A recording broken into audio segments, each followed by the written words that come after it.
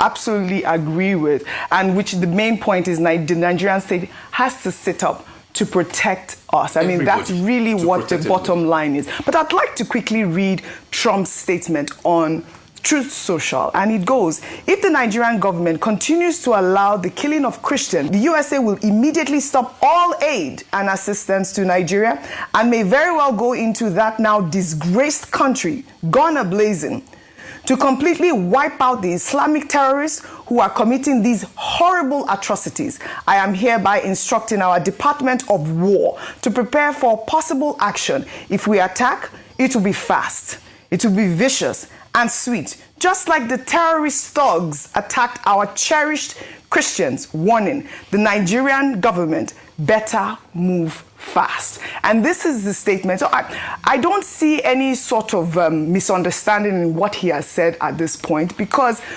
when you think about the Christians worldwide, when they hear or read this sort of statement coming from the most powerful man in the world, the USA, you will understand that they would seem to be very excited. It will be an exciting news for them. Christians, I just said.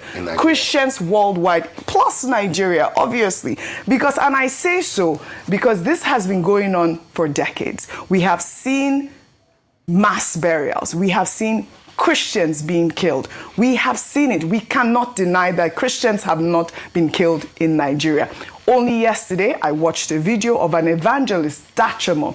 He went to Plateau State, and he wanted to document this video showing a wall where about 500, he went to a mass grave, 500 Nigerian Christians were killed in one day. You ask the question, what has changed? Yeah. Where is the data coming from? Between the first time, where is the data coming from? This evangelist also documented, he has documents to show that Christians are being killed. We cannot deny that fact. The and US the more Commission on International Religious Freedom in March of this year released, the data which suggested data that Nigeria should be designated as country of particular concern, which has happened July, now. Right. In July, they reiterated it. Yes. The March thing was global. Right. In July, they now focused on Nigeria. Yes. My worry is why we left all these interventions and diplomatic, 2 years after this administration,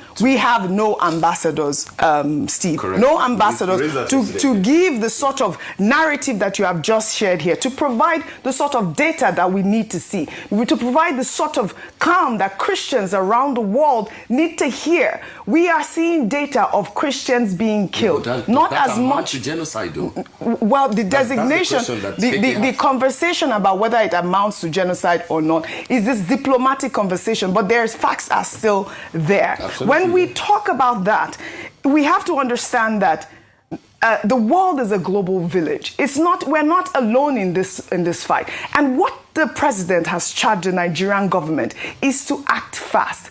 If we are in the north, if we are experiencing this sort of killings that these are people from the north central have experienced so far, you'll understand their pain. Plateau State, Benue State, Niger State. 2 years ago, the governor of Benue State, Autumn, raise the alarm. We're not the only ones. I mean, it's not only America that is speaking. But if the president is saying that Nigerian government needs to act fast, that is what we should encourage. They have to act fast. Our brothers and sisters, be it Muslims, Christians, cannot keep dying from these terrorists. And if it takes the American government to go kill these terrorists that have been causing this mayhem in Nigeria, that should be what should happen. Really? I understand, hold on. Really? There are consequences. There are consequences to war. But we cannot... Let's be careful what we invite. No, I'm not inviting... I mean, this is... How are you going to stop it? It's only diplomatic conversation. We have to show proof. We have to show action. What are you going to do about it? I may just add to this, right? I often find it so interesting when we're so passionate about defending who we are as a nation. Yeah. When we start to see that other people are noticing our inefficiencies. Yes. If we're so perturbed by this tagline, how about we start to actually deal with insecurity? How about we tell the U.S. That's no, the charge no. to the Nigerian government. It's not a charge. What is it? At this point in time, what it is a matter of emergency. This charge that you call a charge, that emergency will come from America? Whether it comes where from... has it worked? That's not the issue. If I may just make my point, right? Wherever it comes from, we discharge, even as journalists, we've been saying this, we've been talking about this for years. Yeah. And we have been appealing, we have been preferring solution. We have had several security agencies, we have had several people in political positions sit in this chair and tell us what is going to happen. But clearly, we've seen none of that. So what I'm saying is, I find it interesting how emotional we are about, this tag of genocide. It's very easy. We can tell the U.S. to go back. That there's genocide going on in Hold Nigeria? on a minute. Do you think... No, Steve. We cannot... Let me land. Let me land, if I may. Let me just land. What we are proposing. Here is the fact. The fact is Nigeria is a highly insecure country. That's correct, And if the tag of genocide incenses us so deeply, then let us fix our country and make it more secure for the people. We cannot say Christians are not dying. Neither can we say Muslims are not dying. People are dying on a daily basis, and they are dying as a result of situations that could also lead to a genocide. So it's not a matter of defending our stance on who we are. It is a matter of saying to the U.S., listen, we know our issues. We can do this and actually do it. All right. Fantastic. Unfortunately, we have very little time, but we have to take this day style. We have to, because it's... But just before that, it is important, given what Keke has said, because we haven't allowed him to respond, but we don't have time. Yes.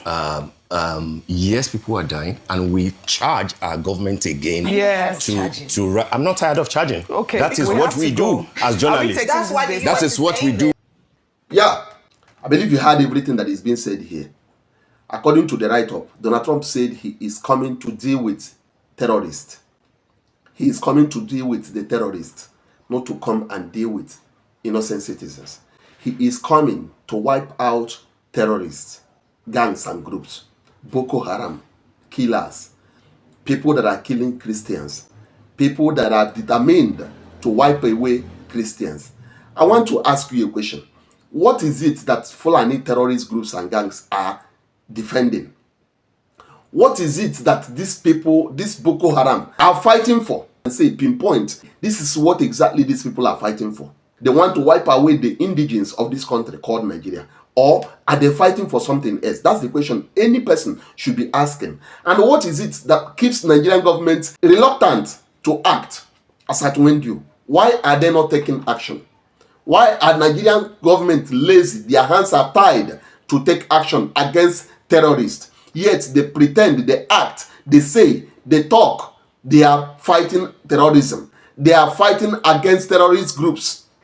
What is keeping them? How can you be having negotiation with terrorist groups? Why they are armed, fully armed, and you are pretending, you are claiming you are fighting terrorism?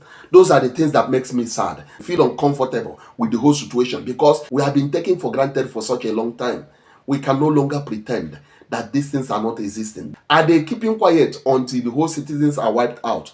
Until Nigeria is only left with terrorists, only left with Fulani terrorist groups and gangs? What is it that they are keeping quiet about? Why are they reluctant to act? Why is it that their hands is tied, seems to be tied against these people? Yet when somebody say he is coming to help, to assist, they are seeing it as a threat. They are seeing it as a problem. They are troubled about it. I don't understand why.